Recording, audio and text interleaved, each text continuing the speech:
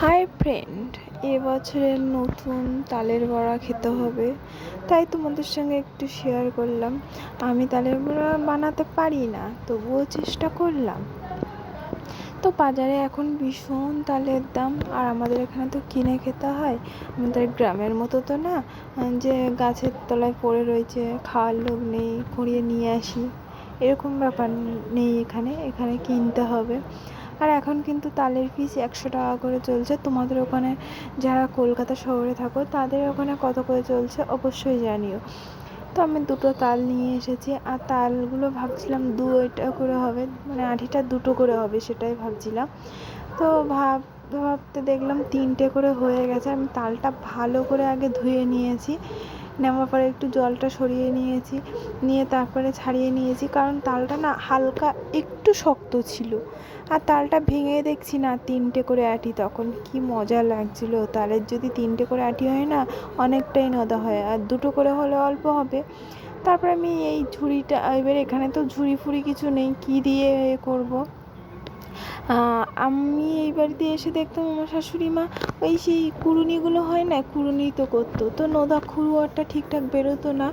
আর আমি একটা পুজো দিতে গেছিলাম তোমার দক্ষিণেশ্বরে, সেখান থেকে এই ঝুড়িটা নিয়ে এসেছিলাম। তো তালের নোদাগুলো তাতেই বের করে নিলাম, নিলে একটা মশারিতে ছেঁকে নিয়েছি, নিয়ে গামলিতে ঢেলে নিলাম, নিয়ে একটু লবণ দিলাম, সুজি দিলাম, চাল গুঁড়ো করে নিয়েছি, চিনি দিয়েছি। আমি ভাবছিলাম অল্প বড়া হবে, ও মা কত বড়া হবে! মাখানোর পরে দেখছি এত হয়েছে কি বলবো তোমাদের। আমি ভাবছিলাম এইটুকুনি তালের নদা কয়েকটা বা বড়ি হবে, এমন ভাবছিলাম। ভাবতে ভাবতে দেখি যখন সুজি, ময়দা, চালের গুঁড়ি, চিনি দিয়েছি, তখন দেখি অনেক হয়ে গেছে, আর কি সুন্দর কালার হয়েছে। আবার আমি একটু গালে দিয়ে টেস্ট করে দেখছিলাম, কি দারুণ খেতে। আর আমি তো তালের আঁটিতে একদম জল ঠাকাইনি, পুরো নদাটা হালকা বের করে নিয়েছি, তার জন্য দারুণ দেখতে লাগছিলো, হলুদ হলুদ ছিল।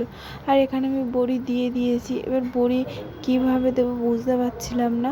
তারপর দিলে একটু ছোট বড় লম্বা এমন হয়ে গেছে, কতটা ভাজবো সেটাও বুঝতে পারছিলাম না। এখানে ভাবছি পড়ে যাচ্ছে না তো এমন ভাবছি। এবার গ্যাসটা খুব হাই ফ্লেমে দিয়েছি, দেওয়ার পরে তোমার একটু ফুড়ে ফুড়ে মতো গেছে, পুড়ে যায়নি, ওরকম কালারটা হয়েছে। তো ভাজার পরে দেখি দারুণ কালার চলে এসেছে। আর এখানে আমার ফাইনালি বড়িগুলো ভাজা হয়ে গেছে, আমি তুলে নিয়েছি। তোলার পরে একটু খেয়ে দেখলাম খুব টেস্ট হয়েছে, ওফ কি বলবো তোমার। আর তারপরেই বসিয়ে দিলাম চিংড়ি মাছের মালাইকারি। তো আর দেরি না করে আজকে রাতের মেনু আছে চিংড়ি মাছের মালাইকারি আর তালের বড়াটা টিফিনেই খাওয়া হয়েছে, আর চিংড়ি মাছের মালাইকারিটা তো রাতে খাওয়া হবে, তার জন্য এখানে ঝটফট করে নিলাম। আর চিংড়ি মাছগুলো খুবই ছোট ছোট, মালাইকারি ঠিক করা যায় না, তবুও করলাম আর কি। আর এখানে আমি মালাইকারিটা একটু অন্যরকমভাবে করলাম। এখানে আমি আদা রসুন পেঁয়াজ সব পেস্ট করে নিয়েছি, নেওয়ার পরে তেলে আমি ভেজে নিয়েছি ভালো করে, নিয়ে ভাজা চিংড়ি মাছগুলো দিয়ে দিয়েছি, দিয়ে একটু হালকা কষিয়ে নেব।